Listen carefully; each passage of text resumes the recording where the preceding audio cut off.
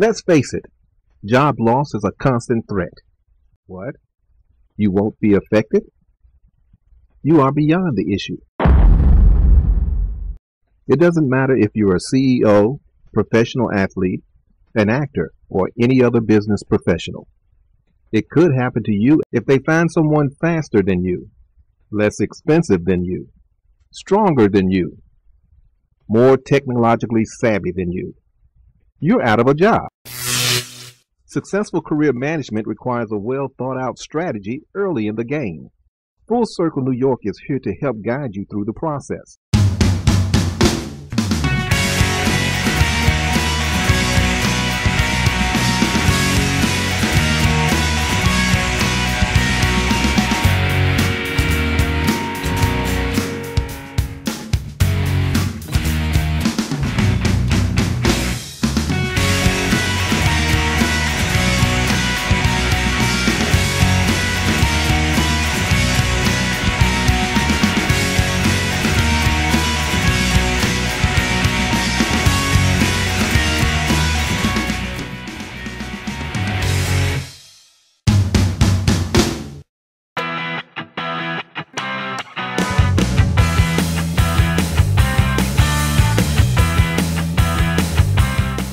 Before you embark on this new journey, let Full Circle New York help you. We will work with you to evaluate and help you understand your options, identify resources, and develop a plan for implementation.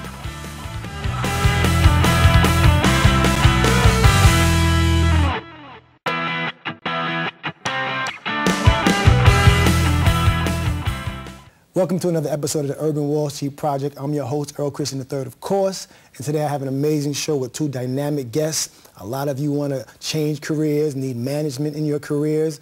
Some of you need legal advice for your careers. Well, I definitely have two thorough and established lawyers in the building. I'm talking about Ms. Karen Nethersole. She's the CEO and founder of Full Circle NY, and her partner, Mr. Neal Greenfield. How are you, lady and gentlemen?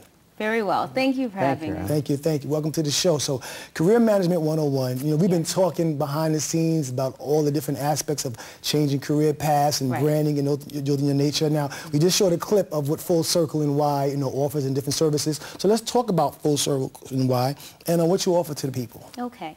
Full Circle NY is a career management company. We work with a varied clientele of professional athletes, entertainers, and business professionals. And as far as the services that we provide, we have one-on-one consulting if you're looking to transition from one career to your next career. We also work with you within that capacity to develop your brand, because for you to want to sell something, it has to be packaged well. Right. So branding is very important. And then we have also a service that helps you create and establish and maintain a business. Okay. So not everyone is looking for a job or can go into corporate or want to be in that environment or should be in that environment. A lot of people, especially with the economy, have that entrepreneurial spirit. And so we work with them to find the right company for them, the right business, and make sure they're set up correctly, and then help them maintain that. We also have related services, as you can imagine, which Neal will elaborate on. Right. Now, I know when changing career paths or, people deciding maybe they're in the wrong field, and it's sometimes a tough transition. And then individuals who work with individuals who want to change, you have to divide them, give them the best direction. What's some of, the biggest misconceptions or hurdles people who want to change careers experience that you see? Well, one is that they have a degree in a particular area. For example, if they went to school to be in medicine, or if they went to school to be an attorney, they feel that that's the only thing they can do for the rest of their life. Well, you have to realize that you may have 3 or 4 careers during your lifetime, and it's okay. So I always encourage people to take a look at what the skill sets are and what their interests are, and then match up their career accordingly. When you start out in your career, you may need to get certain experience. And once you move on to the next job or the next career, you'll come to know what your interests are, what you're good at, and you really, as I said, you take a look at your skill set and you match that with your next career. So it doesn't necessarily have to be the same place you started. And Earl, there's an entire reframe of what the work life means. Years ago, let's say parents, grandparents' generation, used to be that if you had more than 1 or 2 jobs in your life, something was wrong. Right. Now we're all used to the idea that you'll go through a life of maybe 5, 6 jobs, but you have to understand now it's getting to the new phase where you may have 5 or 6 careers. Wow. In order to be able to sustain yourself in this new economy. Now, you said something very important, and I know the difference, but I think a lot of people don't. So we're going to take it back to the basics. Career and a job. They are the difference, aren't they? Let people know what's the difference, Karen and or Neal, between a job and a career. Well, a job or a trade is something very specific that you're trained to do. Whereas a career, again, it goes back to the skill sets and the adaptability of that skill set and yourself. So you may be able to transition from one job, so to speak, or one career, to several other careers that utilize those same skills. Gotcha. Neal? Yes, it's all about the skill set, expanding your skill set, knowing what it is that you like, and being aware of what's out there, and as needs change in the marketplace, deciding how your skill set could meet those needs. In other words, being proactive and being the one who could figure out where you could best fit before you find that your current set of skills are becoming obsolete in the job you have yourself now. Definitely, definitely. Now, I did a show once, Marketing 101, and it touched on, the guest touched on something, branding. And I know that's what you deal with that as well. And people may not understand, you know, branding or how important they are to their brand or their brand may be to them. So when you work with somebody, identify, you know, what branding is. Branding is what you're known for, what you're known by, what you do, and just a few other elements that make up who you are and how people see you. And it's always interesting when you ask someone what is their brand, that they throw out some words that they believe, obviously they're positive, but they believe is their brand. And it's never tested, meaning I know some young women who may feel that they're go-getters and they're very driven, and if you ask someone else, they would say they're very aggressive, or so again, it's the perception of how you're viewed. And in selling your brand, it has to be consistent. Just like now we have our brand, who we are in person, and then we have the online brand, or with the social sites. And if there's any bit of inconsistencies, again, it doesn't work well. You have to make sure your brand is consistent. So what you're known as, what you're known for, what you're known by, all of those things are consistent. And that's very important, because we talked about that earlier, and I was saying, you know, I've had a variety of different guests, and some people see it and they want to be a part of the show, but their particular contribution may not go in line with my brand. So it's not that I don't feel that they're talented or their brand has value, it's just not the right match for Urban Wall Street and what we put out there. Now, another thing I want to talk about is really important, because I work with young kids, and then I talk to a lot of young people, or they call me for advice, whether they're watching a music show. And Neal, your specialty, as I learned earlier, is intellectual property. That's right. And I know a lot of young people may not really understand the magnitude of intellectual property, especially if they decide to go into music, specifically publishing, production. So let us know, break down a little something what intellectual property is and how important it is to your career. Intellectual property refers to creations of the mind that you can protect under the law. Generally, it breaks down to what are known as patents, trademarks, and copyrights. In the case of music, that generally would fall under the copyright area. And copyright allows you to take whatever you've created, whether it's your website, whether it's a writing, whether it's music, and register it actually really cheaply. People don't know how easy it is to do. And have that kind of protection that you could fairly easily enforce against other people who suddenly grab what you've created and take it away. Right. And you say something it's fairly inexpensive. Yeah. And I created, I write songs. I had written about 50 songs. And a colleague of mine who also did poetry said, you know, as opposed to sending your songs in one at a time to Library of Congress, they're going to charge you $30 per copyright. Package it, make it MVM Music Volume 1, put all 50 songs, so all 50 songs are that one volume, and submit it that way. And I did it, and all 50 songs got registered That's right. for $30 as a series. So, you know, as opposed to $1,500. So it's a big difference, and that's the beautiful thing. Now, with career management, so Urban Wall Street, I contact Full Circle NY because I like what Full Circle NY does, and I see my brand, and I know my brand is the truth. Right. So I come to Full Circle NY, and what does Full Circle NY, how do they take me from beginning to end? Tell me some of the steps. Well, we have, for our services, we have one-on-one consulting, as I mentioned, and it depends on, again, your budget. Right. It is a business. Very important. But the one-on-one consulting, we really work with you. Or we also have the webinars, which are less expensive, but you get the opportunity to tap into the resources and get valuable information at the same time. So, for example, if we did the one-on-one consulting,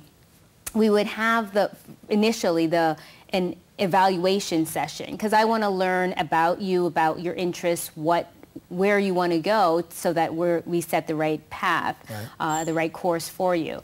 Then we have the branding sessions, because we want to know what we're selling. And we really tap into, you'll find out what you thought you started with, or what your brand is not necessarily where you want to go. So we make sure it's a brand that's sellable, because what happens is someone will go by a pet name or a name that they were created or given in their neighborhood. And it's like, okay, if you want to go by that name when you're 50, how's that going to work out for your brand? Right. So again, it has to be something that grows with you. We look at the end picture and we plan for that in mind, so that, again, you grow to fit into that brand. Now, you mentioned something earlier as far as the audience and someone coming to see you, and is it consistent with the brand of Urban Wall Street?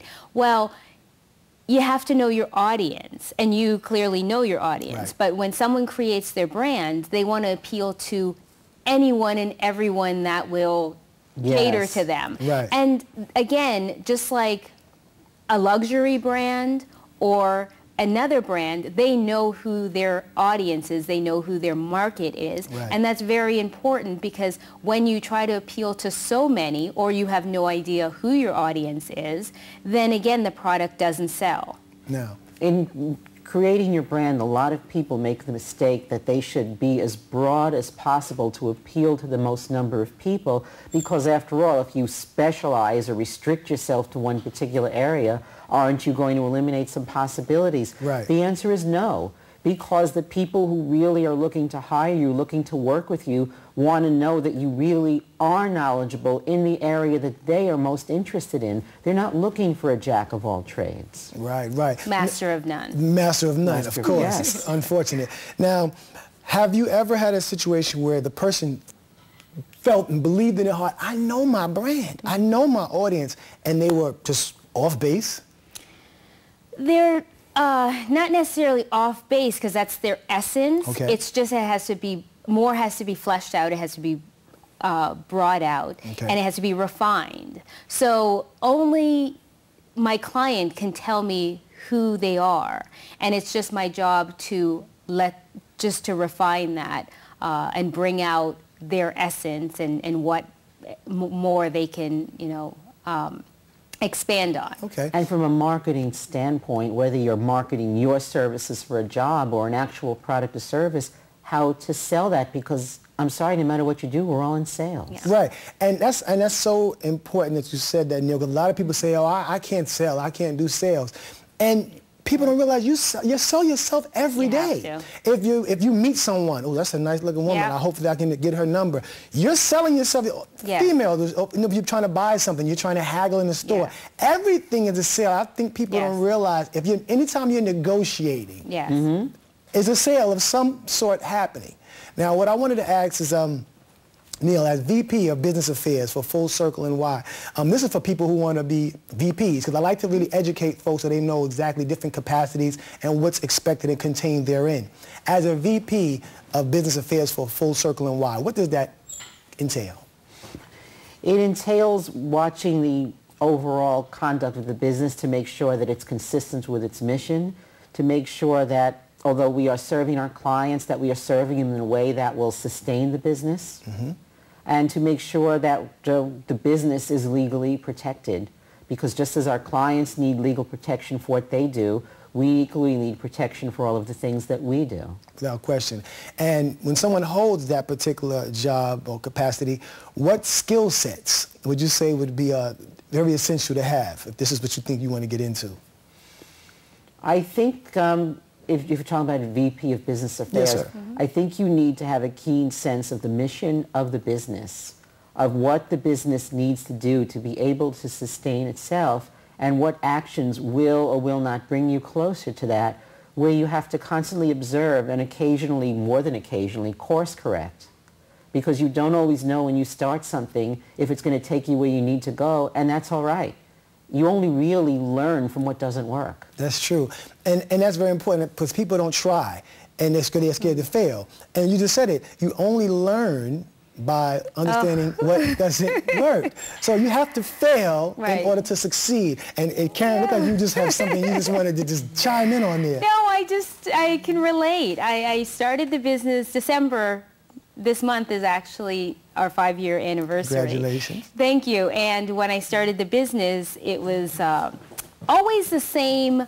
It was always the same mission. It was always the same core services: career management, career development. Our clientele has changed and we've evolved, but that's through growth. And just from when we started out working with the colleges and universities with interns and students. And then we moved, with the shift in the economy, we attracted the business professionals. And then from there, we attracted professional athletes. And while, so again, I've had some ups and I've had some downs, and it's just something you have to learn. And some people would think that when you start a business, if it doesn't go right the first 3 months or the first year or what have you, to close shop, it's not working. No, that's not necessarily true. One of the skill sets as far as being a CEO is that you have to see the short-term vision and you have to see the big picture and be able to change. And because of the size of our company and how our company runs, we're very nimble. So we're able to easily course correct. But it doesn't mean that one setback is, time to close up or that it's not working. Without question. Now, Full Circle NY. Yes. The title, where did the inspiration for the name Full Circle NY come from? You may have told that story 1,000 times, but I've never heard it. So. No, I've been asked 1,000 times. Okay. So you haven't told it. So let's see. 1,000 times. Well, the truth is, I came up with a few names, and I don't really recall why I did. And at the time, we just registered the name, which, again, I always encourage those that want to be entrepreneurs down the road. It's not a matter of getting a pink slip and then deciding to go out and that's what you have to do. It's not a matter of saying, okay, I'm in my current job and one day I will. I had a job. It's something that started so slow that I did a little piece here, a little piece there, didn't know what it would become. And it was through the time that I worked and tried different things that I said, wait a second, I'm working with students, I'm working to transition them and incorporate philanthropy and a lot of other things. And then it dawned on me, one of the names that I had selected and registered was Full Circle NY, and it became Full Circle NY. Right. So it really is true to its name. I mean, it sounds like it. I mean, it seems apropos. I mean, Full Circle. I'm going to take you from where you are, and we're going to revamp you and, enhance, and hopefully when we bring you back, it'll look like you're in the same spot, but there's a whole new person there. Exactly. Because it builds on everything that you have. and as we said, everything comes full circle, or get in the circle, because a big part of it is getting from behind the computer and getting out there and building relationships. Full circle is based on strong relationships, and that's why I think we've grown so rapidly, because of the support that we've had and what we've given back to the community. Beautiful. Yeah. Neal, what's been one of your greatest moments, accomplishments, triumphs with Full Circle, and why? I would have to say the work that we've done with the athletes is very gratifying. First of all, they have very short active lives as athletes, and a lot of them do not have the time to really stop to think how they should be planning from very early stages to be able to take that money, to be able to take the fame that they have, which won't last forever, and build that into a marketable skill that will last for many years. And these people really care about that, because in a way they're aware of it, but in a way they're too overwhelmed with just doing what they're doing to be able to handle that. So it's gratifying working with them, and I find that the lessons we learn with them can be used to help business professionals who may have a longer working life, but in this unstable time have suddenly realized every job's a temp job in the end. Right. Now, you're the CEO, but so, you know, as the CEO, I've worked with people, and I have a couple of artists that I have contracted through my program, so I know it's always challenges. What's been one of your greatest triumphs as the CEO, aside from just actually getting your company and having it survive more than a year? Still standing. Right. I would say entering the sports industry and working with athletes, a couple of things that it's very difficult for people to enter that industry, especially women, especially minority women. So I am pleased with that, and one of the biggest triumphs is the fact that so many athletes entrust me with their career, and that's a true blessing. But that's something that it really there's a lot of trust, there's a lot of loyalty there, and that's something that you can't just buy. Right. So how was that transition? Because you said you first just started with, you know, the interns and the college kids, and then you eventually build up to athletes, you know. How was that transition for you as a businesswoman, you know, when you knew you were ready? Like that first athlete, that first one that you made it pop up, what did it feel like? Well, it was scary, but it was interesting because I looked back on my career, and while I was working with these students and then the business professionals, it was strictly career management. But then I realized, like with athletes, it just provided another aspect, because I got to do more of my work as a lawyer and bring that in with the different services that we offer. With the different services that we offer, I'm able to tap into that. And that I was fortunate to get back into doing more of. I was doing a small amount, but I was able to just, because my background is in human resources and law, and I practice in bankruptcy. So again, the other service of establishing companies and knowing what makes them stay, as opposed to, you know, having to restructure them so that they are viable companies. It's really just drawing on my past experience. Bankruptcy. We may have to do a second show on just bankruptcy. It's a serious situation now. But before we get out of here, I want, you know, because I have a lot of young viewers that watch, and I really want to inspire and educate the next generation of lawyers or producers or journalists. Give me two or three sound pieces of advice if you were talking to a group of college seniors or juniors right now. And each one, you can just give me one or two sound pieces of advice you would give to them. Well, first, make sure that what you choose to do is what you choose to do, not your parents, not your friends, not what's popular at the time, because that's one of the toughest things, is when someone has an interest in something and it's because it's popular at the time. And then what happens is when that trend goes away, you don't have something that that you've already invested in. And another thing is, the problem with that is that you don't have an interest. You're doing what is popular, and you don't genuinely have an interest. So that's going to be tough to be successful if that's, that's how you choose. So passion in whatever you choose to do is essential. Yes, you definitely have to choose what it is that you want. Neal? Passion is very important, and you not only have to look at what it is you want to do, but why is it that you want to do that? Because if there's something about doing that makes you feel a certain way, then say, well, what else would I do that would make me feel that way? If one is fixed on being an artist, it may be hard to market your paintings. But what about being an artist makes you exciting? Is it the feeling of being creative? Well, what else would make you feel creative? If you're not sure, try some things. Never be afraid to try things, even if you don't know that you're going to like them, because you just might. And if you don't, you found something you didn't like, and you can eliminate that. And that's why for students, internships are essential. And for adults, if you're able to do so, to volunteer, because then you get an opportunity to try on that job and see how it fits. Beautiful. My people, as always, I'd like to bring you the best. We have two incredibly intelligent people, amazingly smart, very insightful. I hope you've been listening. I hope you had your pen and pad out.